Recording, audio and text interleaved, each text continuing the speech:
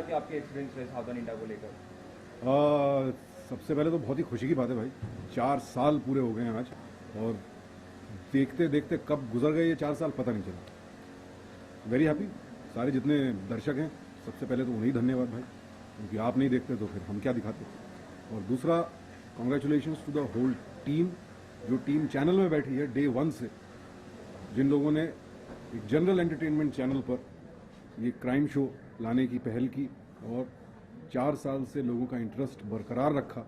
इसमें पर्दे पर तो हम दिखते हैं भाई, तो we take all the cake, but असली मेहनत जो पीछे लोग करते हैं, कॉन्सेप्ट सोचते हैं, कैसे दर्शकों को वापस जो है उसमें रिझाए रखें, उनका ध्यान बना रहे।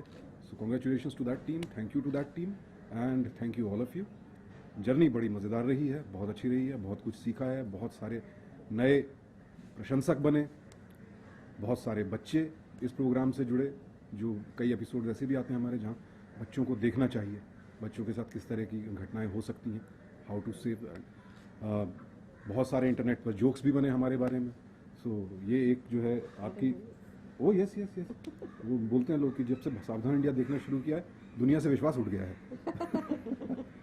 पर उसके साथ साथ एक चीज़ जो हर आदमी जो भी मिलता है इस प्रोग्राम को लेकर के हमेशा कहता है कि सर थैंक यू, आपके प्रोग्राम से बहुत कुछ सीखने को मिला, बहुत अलर्टनेस आती है। सो उससे बड़ा कॉम्प्लीमेंट हमारे लिए कुछ नहीं हो सकता, क्योंकि वही उद्देश्य था पहले दिन से इस शो का, और टीम उस उद्देश्य से कभी भटकी नहीं। टीआरपीज़ के चक्कर में कभी कुछ सेंसेशनलिज्म नहीं किया, गरिमा बनाए रखी है। तो साथ बने रहिए, और 4 साल क्या 40 साल साथ चलेंगे। दिव्या जी, आप क्या कहना चाहेंगे? आपने रिसेंटली ज्वाइन किया है, तो आपका एक्सपीरियंस कैसा रहा? फर्स्ट ईयर है आपका। तो मेरे लिए तो दोनों तरफ का नज़रिया रहा, क्योंकि बतौर ऑडियंस देखा पहले मैंने सावधान इंडिया, और मुझे बहुत पसंद आता था। इस तरफ आकर, इनके साथ आकर, और एक होस्ट के नज़रिए से मुझे लगता है कि जहाँ भी जाती हूँ सावधान इंडिया सब बोलते हैं, और बहुत खुशी होती है ये देखकर कि सावधान को लोग इतना पसंद करते हैं, इतनी रीच है इस शो की। और जैसे सुशांत ने कहा अभी कि एक इसने अपनी जगह बना ली इस शो ने सबके दिलों में, एंड जो मेहनत, जो डिटेलिंग सब चैनल वाले करते हैं, वो वाकई बहुत है।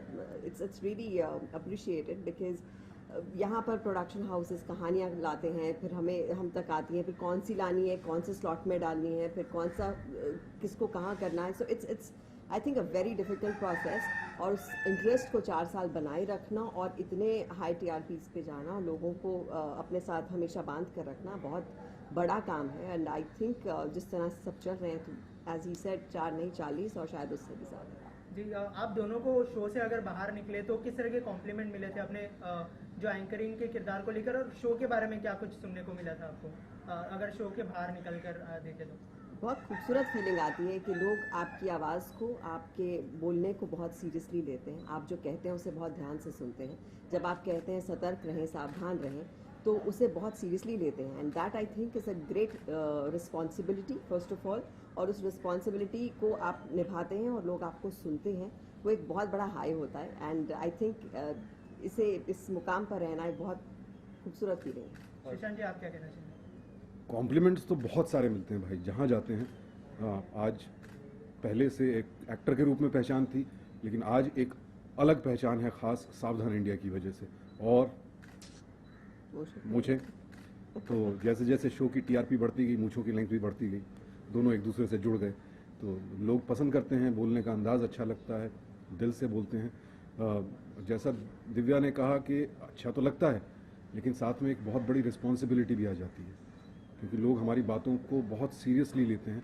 तो कभी भी ये मैं खासकर अपनी तरफ से स्क्रिप्ट्स में जब भी चेक करता हूँ, जब भी कानून की धाराएं हैं या कौन सा अधिनियम हम बता रहे हैं, तो it has to be perfect, कहीं गलती ना हो, चूक ना हो, गलत सीख ना दे दें किसी को।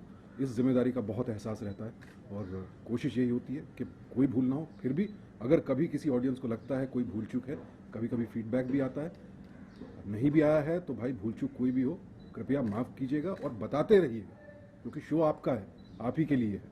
आप बताते रहेंगे तो हम लगातार और इम्प्रूवमेंट उसमें करते रहेंगे, and let us reach great Heights together. Sir, show कहीं ना कहीं लोगों को सावधान कर रहा है, लोगों के बीच में अवेयरनेस फैला रहा है, लेकिन कितना यकीन करते हैं कि कहीं ना कहीं वो एक जो क्रिमिनल माइंड है उनको भी कहीं ना कहीं कुछ सबूत दिए जा रहा है, किस तरह से क्राइम करना चाहिए, कैसे बचाया जा सकता है? ये सवाल जब से शुरू हुआ है प्रोग्राम, तब से लोग पूछ रहे हैं, और मैं तब से एक्सप्लेन करने की कोशिश कर रहा हूँ कि भाई अगर लोग कुछ पढ़कर या देख करके एग्जैक्टली वही चीज़ सीखते जो कि आप दिखाना चाह रहे हैं, तो फिर धार्मिक ग्रंथ तो हर घर में हैं। आज तक तो सारे साधु नहीं बने। प्रोग्राम हम दिखाते हैं तो उसमें ये भी तो दिखाते हैं कि अंत में क्रिमिनल पकड़ा गया, या जो विक्टिम है उसने फाइट बैक किया, वो भी तो दिखाते हैं। लेकिन जिसकी मानसिकता ही आपराधिक है, वो तो रामायण पढ़ते वक्त भी यही देखेगा कि रावण से चूक कहाँ हुई, क्यों मारा गया। तो उसकी जहनियत को आप नहीं बदल सकते। जहनियत प्रोग्राम नहीं पैदा करता है, जहनियत देखने वाले की होती है। जिनको अच्छी बातें सीखनी है वो अच्छी बातें सीख रहे हैं। कोई क्रिमिनल है तो वो तो किसी भी चीज़ से क्रिमिनल, वो अगर एक बिल्डिंग भी देखेगा तो ये नहीं देखेगा कितनी खूबसूरत बिल्डिंग है, ये देखेगा इसमें चढ़ने का रास्ता कहाँ से है। तो वो अपनी मानसिकता के हिसाब से सोचता है, उसे आप नहीं रोक सकते। वो लॉ एंड ऑर्डर की प्रॉब्लम है। हमारी ये कहीं कोई कोशिश नहीं होती कि किसी को ये दिखाएं कि भाई आप क्राइम करके साफ बच निकले। क्राइम डज नॉट पे, ये हमारे शो का मैसेज है। And you can fight back, ये हमारे शो का उससे भी बड़ा मैसेज है। उतने की जिम्मेदारी हमारी है। देखने वाला क्या सीख रहा है, ये जिम्मेदारी तो सर देखने वाले को ही लेनी पड़ेगी। तो क्या लगता है कहीं ना कहीं जो क्राइम के जो मुद्दे हैं क्राइम के कहीं ना कहीं कम होते नजर आ रहे हैं भारत में? नहीं, देखिए, हमारे यहाँ सबसे बड़ी प्रॉब्लम जो है, और ये इस पर किस पर उंगली उठाई जाए बड़ा मुश्किल काम है। कन्विक्शन रेट जो है अदालतों में, वो हम सब जानते हैं बहुत कम है। अदालत में केस गया तो फिर वो 5 साल से लेकर 25 साल तक केस चल रहा है। वहाँ से एक डर खत्म हो जाता है लोगों में सज़ा का। जब आपको मालूम है कि केस तो खींचना है 25 साल 20 साल, तो मुजरिम की हिम्मत और बढ़ती है, अपराधियों की हिम्मत और बढ़ती है। कन्विक्शन रेट जिस दिन हम अपना बेहतर कर लेंगे, अदालतों का बैकलॉग बहुत है, वो सब बेटर होगा, law and order policing better होगी, तब जाकर के क्राइम रेट कुछ कम होना शुरू होगा। एक प्रोग्राम कोई भी, चाहे कितना अच्छा हो, लोग कितना पसंद करते हो, अगर हम ये श्रेय लेने लगे झूठ मूठ में बैठ के कि जब से हम आए हैं देखिए क्राइम कम हो गया है, बहुत ही गलत होगा। और गलत बात हम इस मंच से कभी बोलेंगे नहीं। क्राइम रेट लोग कहते हैं बढ़ गया है बहुत, नहीं, उसके 2 पहलू हैं। आज की डेट में लोग ज़्यादा क्राइम रिपोर्ट करने लगे हैं, खासकर महिलाएं जो पहले चुप रह जाती थी, कहीं ना कहीं उन्हें शायद ऐसे प्रोग्राम से हौसला मिला है। आज की डेट में वो ज़्यादा क्राइम्स रिपोर्ट करती हैं। इस वजह से हमें लगता है आंकड़ा बढ़ गया है। आंकड़ा तो वैसा ही रहेगा, जो पॉपुलेशन जिस हिसाब से बढ़ रही है आंकड़ा उसी हिसाब से बढ़ेगा या स्टेबल रहेगा। बट हाँ, पिछले 4 सालों में एक श्रेय जो मेरे ख्याल से ये टीम सावधान इंडिया की ले सकती है। आज की डेट में आप कोई भी अखबार उठाकर देखें, जहां आपको 4 क्राइम की स्टोरीज मिलेंगी, वहां कहीं ना कहीं एक कॉमन सिटीजन ने किस तरह से फाइट बैक किया, आपको वो स्टोरी भी ज़रूर मिलेगी। अगर उसमें हमारा 10% भी हमारा श्रेय है उसमें, तो we are very very proud. And हम कोशिश करेंगे कि और आपको उत्साहित करते रहें और प्रेरित करते रहें, क्योंकि जब हम फाइट बैक मिलकर करना शुरू करेंगे तो हम कोई भी हालात, कोई भी सूरत बदल सकते हैं। ऑल्सो आई थिंक हम लोग बहुत कई बार अपने हालात को, क्योंकि ऐसे हालात हैं, उनको बहुत केयरलेसली ले लेते हैं। लेकिन ऐसा शो देखने के बाद आप कहीं ना कहीं आपके जहन पे इसका इम्पैक्ट होता है कि यार यहाँ थोड़ा मैं ध्यान रखूँ तो शायद इतनी बातों से फ़र्क पड़ता है। हमें लगता है जो क्राइम होता है ये हमारे साथ नहीं होता है, किसी दूसरे के साथ होता है। So I think we have to be very careful, चाहे छोटी सी चीज़ हो, चाहे घर की बात हो, चाहे आपके आसपास के। आजकल ये प्रमोट कर रहे हैं हम लोग, सावधानी आपकी सुरक्षा अपनों की। तो अगर आप सावधान रहेंगे, भले ही आपके लिए हो, भले अपने अपनों के लिए हो, लेकिन उससे क्या होगा, क्राइम अगर बढ़ नहीं रहा है, मतलब घट नहीं रहा है, तो बढ़ेगा भी नहीं। And you will just be careful about yourself. तो अपनी सेल्फ सिक्योरिटी रखना, अपने आसपास को अवेयर करना, आई थिंक ये शो बहुत हेल्प करता है उस मामले में। सुशांत जी, 4 साल हो गए शो को, तो आपने शो शुरू होने से लेकर अब तक खुद में क्या डिफरेंस महसूस किया? हाँ, बहुत डिफरेंस है भाई। इनको कुछ नहीं हुआ। जब शुरू किया था तब एक्चुअली ये सच बात है कि जो मैं अवेयरनेस की सीख, चैनल से स्क्रिप्ट आती है उसमें कुछ अपने शब्द भी ऐड करते हैं, लेकिन उसमें जो अवेयरनेस की सीख लिखी होती थी वो मैं बोलते वक्त मुझे रियलाइज़ होता था कि अरे यार ये गलतियाँ तो मैं भी करता हूँ। बिना कंफर्म किए दरवाज़ा खोल देता हूँ, क्योंकि मालूम है आपको कि 9 बजे हैं तो अच्छा इस समय तो जो है मेड आई होगी, उसके ही आने का टाइम है, तो आपने खोल दिया दरवाज़ा। लेकिन वो ज़िंदगी में एक ही बार होगा कि उस दिन मेड नहीं होगी, कोई अपराधी वहाँ खड़ा होगा। लेकिन उसके लिए सतर्क तो ज़िंदगी भर रहने की ज़रूरत है। हादसा रोज़ रोज़ नहीं होता और पूछ कर नहीं होता, और पड़ोसी के साथ नहीं होता है, क्योंकि मैं भी किसी का पड़ोसी हूँ। पड़ोसी को लगता है पड़ोसी के साथ होता है, मैं भी किसी का पड़ोसी हूँ। ये सीखना होगा। तो ये सब चीज़ें सीखी और अलर्टनेस का लेवल काफ़ी बड़ा है। ऐसा नहीं कि ज़िंदगी फूल प्रूफ है भाई, धोखा देने वाले भी कमाल के हैं।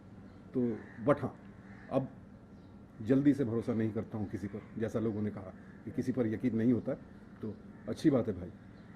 आंख बंद करके धोखा खाने से तो बेहतर है कि यकीन ना करो, फूंक फूंक के कदम रखो, लोगों को विश्वास जीतने दो।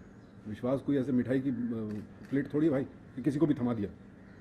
सो हाँ, बहुत फर्क पड़ा। मैम आपसे जानना चाहेंगे, आप एक वुमेन है तो आप कितना कुछ प्रोटेक्टनेस महसूस करती है आसपास अपने एनवायरमेंट में, अपने सराउंडिंग में, शो को लेकर, या फिर आसपास जो ये वुमेन्स हैं उनको लेकर? रुको इसके लिए चलने दो। आई फील पर्सनली अगर मेरी बात करें तो मैं बहुत मामलों में कई बार कई चीज़ें फॉर ग्रांटेड ले लेते हैं। जैसे जैसे कहानियाँ मेरे सामने आती गई और उनको मैं देखती गई, उनके बारे में सुनती गई, कहीं ना कहीं सबकॉन्शियस लेवल पे आप बहुत अवेयर हो जाते हैं और वो चीज़ें आप अपने आसपास भी फैलाना शुरू करते हैं। Now I make it a point कि मैं कहीं कुछ देखूँ, और मुझे लगता है क्राइम ज़रूरी नहीं कि आप सिर्फ मार कुटाई, रेप या इन सब की बात करें। क्राइम एक छोटे इमोशनल लेवल पे भी हो सकता है। Like there was a story that I was watching जिसका बहुत बड़ा इम्पैक्ट रहा मेरे पे, जहाँ पर एक माँ जो थी वो अपने बच्चे को बहुत स्ट्रिक्ट थी उसके प्रति, और वो बच्चा खुल के बात भी नहीं कर पाता था। So it was a very disturbing story for me and I could not get it out of my mind. लेकिन एक चीज़ मेरे जहन में आ गई कि मैं कहीं भी ऐसा कुछ बच्चा देखती हूँ या कुछ देखती हूँ या किसी पेरेंट को ऐसे देखती हूँ, फटाफट से मेरे दिमाग में आता है कि इनको बोल दो। सो वो अलर्टनेस क्या है, आप कई बार रियलाइज़ नहीं करते आप क्या एब्जॉर्ब कर रहे हैं एक अच्छी कहानी से, एक अच्छे मैसेज से, लेकिन it definitely reflects on you and the people who are watching it. So that has really helped. दूसरा, मुझे एक चीज़ बहुत स्ट्रांग ये लगती है कि हम अपने लिए सतर्कता, हम अपने अपनों के लिए सतर्कता या सावधानी की बात ज़रूर करते हैं, लेकिन सोसाइटी में जो है हम लोग जो है मुंह जो है उस तरफ मोड़ लेते हैं कि कौन इसमें फंसे। और आई थिंक क्राइम बहुत कम हो सकता है अगर आप एक दूसरे के साथ हों। कुछ आपके साथ गलत हो रहा है तो बाकी लोग, क्योंकि उनके साथ गलत नहीं हो रहा है, मुंह मोड़कर चले जाते हैं कि कौन फंसे। सो आई वुड से कि थोड़ा सा अगर फंसना पड़े तो किसी की मदद कर सकते हैं तो करिए, उससे बहुत फ़र्क पड़ेगा। एक इंसान जो आवाज़ निकालना चाहता है या बुलंद करना चाहता है वो अकेला नहीं फील करेगा। सो वो डर निकल जाएगा लोगों का अगर एक साथ सब आएंगे। सो आई थिंक ये शो हमें सतर्कता ला रहा है, अवेयर कर रहा है। कहीं ना कहीं हम एकजुट होकर टीम बन रहे हैं, लेकिन all I would want is that a society should really get together and stand up for each other. That's very important. इसके अलावा आप दोनों से जानना चाहूँगा, आपने दोनों मीडियम में काम किया है, छोटे पर्दे पर और बड़े पर्दे पर, तो क्या डिफरेंस महसूस किया आपने दोनों मीडियम में? सुशांत जी। टीम बन रहे हैं, लेकिन all I would want is that a society should really get together and stand up for each other. That's very important. इसके अलावा आप दोनों से जानना चाहूँगा, आपने दोनों मीडियम में काम किया है, छोटे पर्दे पर और बड़े पर्दे पर, तो क्या डिफरेंस महसूस किया आपने दोनों मीडियम में? सुशांत जी आप बताइए। बतौर एक्टर अगर पूछेंगे तो डिफरेंस बहुत है भाई। एक्टिंग करने के स्टाइल में कोई डिफरेंस नहीं है, आप तो उतना ही मेहनत वहाँ भी करते हैं यहाँ भी करते हैं, लेकिन फिल्म में एक कहानी डेफिनेट होती है भाई, शुरुआत है और अंत है, कैरेक्टर डेफिनेट है, वो नहीं चेंज होने वाला है, आपको मालूम है। तो आप उसको तैयार करते हैं, प्रिपेयर करते हैं, 30 दिन 35 दिन 50 दिन जो भी शूटिंग है उस कैरेक्टर को जीते हैं और फिर आगे बढ़ जाते हैं, नए एडवेंचर की। टेलीविजन में, फिक्शन में कहानी कभी भी बदल सकती है, नया मोड़ आ सकता है। हो सकता है आप अनाथ पैदा हुए थे, लेकिन 425वें एपिसोड में आपके माता पिता एनआरआई निकले और अमेरिका से आ सकते हैं, ऐसा हो सकता है। तो आपको ऐसी हर परिस्थिति के लिए मानसिक रूप से तैयार रहना पड़ता है। आपने जर्नी शुरू की थी एज पॉजिटिव कैरेक्टर, लेकिन 456वें में आप नेगेटिव हो सकते हैं, आप विलन भी बन सकते हैं, कुछ भी हो सकता है, तो उसके लिए तैयार रहना पड़ता है। और मैंने जो मेरा पर्सनल अनुभव रहा है, 1 साल के बाद मेरी पेशेंस खत्म हो जाती है, इसलिए मैंने फिक्शन शोज को हाँ करना छोड़ दिया। 2 बार देखा, विरुद्ध किया, गुलाल किया, दोनों बार एग्जैक्टली 1 साल बाद मैं तंग आ चुका था और फिर मैं गुस्सा होने लगता था या चिड़चिड़ापन आ जाता था। मैं प्रोड्यूसर से बोलता था हाथ जोड़ के, भाई अब मुझे जाने दो, अब मुझसे ना होगा। वो पेशेंस नहीं है। हेड्स ऑफ जिनको ये पेशेंस है, एक ही किरदार को सालों साल निभाते चले जाना ईमानदारी के साथ, पूरी शिद्दत के साथ, बहुत कमाल का काम है। तो मैं उन सबको चरण छूकर प्रणाम करता हूँ। आप लोग बहुत महान हैं। जिस दिन मुझमें ये पेशेंस आ गई, मैं अपने आप को ठीक नहीं समझता। कहीं ना कहीं आप कुछ चेंजेस देख रहे हैं बड़े पर्दे पे, क्योंकि अभी काफी रियलिस्टिक और काफी स्पोर्टिक जो स्पोर्ट्स फिल्म है काफी ज्यादा बन रही है। तो बड़े पर्दे पर कमाल का काम हो रहा है, and I am very happy. छोटे पर्दे पर भी अच्छा काम हो रहा है। जो फिल्मों का दौर है इस समय, आप कह सकते हैं कि वापस एक गोल्डन पीरियड की ओर हम जा रहे हैं, जहाँ हर तरह की फिल्म के लिए एक स्पेस है। बड़ी mega action adventure super hero film के लिए भी है, और नील बट्टे सन्नाटा, अलीगढ़, इन फिल्मों के लिए भी जगह है। मसान जैसी फिल्में बन रही हैं, मराठी सिनेमा में देखिए कमाल का काम हो रहा है, फेंड्री है, रीजनल सिनेमा अलग आयाम छू रहा है, स्तर छू रहा है। तो मेरे हिसाब से बहुत ही इंटरेस्टिंग फेज है ये पूरे इंडियन सिनेमा, नॉर्थ से लेकर साउथ तक, ईस्ट से लेकर वेस्ट तक. And as an actor I am fortunate to be part of this phase of our film industry. Very very commendable. Divya ji, आपने मतलब वो सवाल वाला पूरा- सवाल। मुझे लगता है कि दोनों मीडियम्स जो हैं बिल्कुल एक दूसरे से मुख्तलिफ हैं और फिल्में जो हैं आप एक किरदार निभाते हैं और वो किरदार हमेशा के लिए वहाँ एक बड़े पर्दे पर बन जाता है, becomes history film and people remember you for that film. जैसे मैं अगर भाग मिल्खा करूँ तो मेरा नाम उस फिल्म से जुड़ जाएगा, या वीर ज़ारा करूँ तो उस फिल्म से जुड़ जाएगा. शोज में क्या होता है कि आप उनके घर का एक हिस्सा बन जाते हैं जिसका अपना चार्म है. अब क्योंकि हम होस्टिंग कर रहे हैं, फिक्शन नहीं कर रहे, तो इसका एक एडेड प्लस ये है कि आप खुद के तौर पर लोगों से मिलते हैं. मैं बतौर दिव्या दत्ता ही आती हूँ लोगों से मिले, सुशांत के तौर पर ही आते हैं, हम किरदार नहीं निभा रहे. तो जब आप ऐसे डायरेक्ट रूबरू होकर अपने उन लोगों से बात करते हैं जो अपने ड्राइंग रूम में बैठकर आपको हर रात को देखते हैं, तो उनको लगता है कि हमारा ही एक रूप है, हमारे ही एक कोई मेंबर है, और इतना अपनापन उनको लगता है कि वो जो एक स्टार का एक किरदार का जो अलग चाह होती है, एडमिरेशन होती है, ये वाली जो चाह और एडमिरेशन है ये बिल्कुल अलग है. बट अच्छा है कि दोनों चीज़ों का आप एक साथ मजा लेते हैं और आपको आपके लिए और आप जो बोलते हैं उसके लिए लोग सराहते हैं. आई थिंक ये इस शो की बहुत बड़ी एक खासियत है एंड इट्स रियली नाइस. और जो रिस्पेक्ट, जो अप्रिसिएशन इस शो के जरिए मिली है, I think it's really good. यहाँ मैं इसीलिए 4 साल में बोर नहीं हुआ. कोई कैरेक्टर नहीं है. As He myself, can't be bored with himself, right? still enjoying. Yes. और दूसरा ये फैन वाला जो आप समझते हैं घर का हिस्सा बन गए हैं, हम तो जानते हैं इनको, ये मैं बिल्कुल समझ सकता हूँ. मेरे साथ हुआ है. दिल्ली में गया था शुरू में जब जंगल की थी, एक अवार्ड फंक्शन के लिए. जिस होटल में ठहरे थे उसमें सारे स्टार्स थे. तो प्रोग्राम के लिए जब जा रहे थे, मैं लिफ्ट से नीचे जा रहा था तो लिफ्ट खुली, करिश्मा कपूर जी अंदर है. तो करिश्मा कपूर जी को पर्दे पर देखते ही रहते हैं ना. मुझे तो ऐसा लगा हाँ ये तो जानती होंगी मुझे. मैंने बड़े प्यार से बोला हाय हाउ आर यू. उन्होंने कोई जवाब नहीं दिया. इसके बाद एहसास हुआ कि मैं इन्हें जरूर जानता हूँ, ये मुझे नहीं जानती है. ये बहुत सारे फैंस ऐसा करते हैं. मैं आपको कह दूँ कोई बात नहीं, कोई दिक्कत नहीं सर, ऐसा होता है. I appreciate that.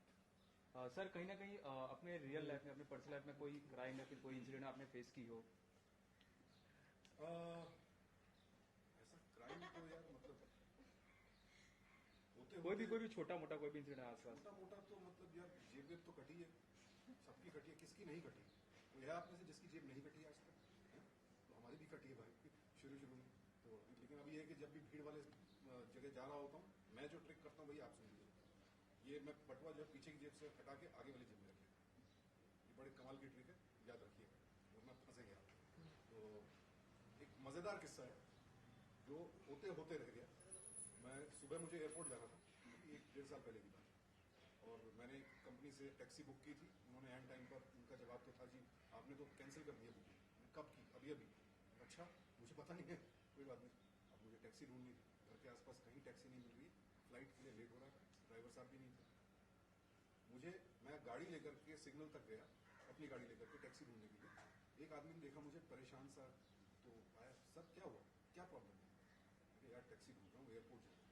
Sir taxi तो यहाँ कोई नहीं है, मैं छोड़ दूँ आपको? आप कैसे छोड़ोगे? आपकी गाड़ी में? तो मेरी गाड़ी में आप छोड़ दोगे, आपकी गाड़ी वापस कैसे आएगी? नहीं मैं वापस आपके घर पे लगा के जाऊँगा गाड़ी. मैं लिटरली मेरा एक्सप्रेशन ये था, उनको मैं एक क्षण के लिए देखता रहा कि मेरी शक्ल पे ऐसा लिखा है यार. तो ऐसे हैं सर, बड़े बड़े चतुर लोग मिल जाते हैं, नुक्कड़ पर मिल जाते हैं घर से निकलते. सावधान रहिए, सतर्क रहिए, सुरक्षित रहिए. मैम आपको?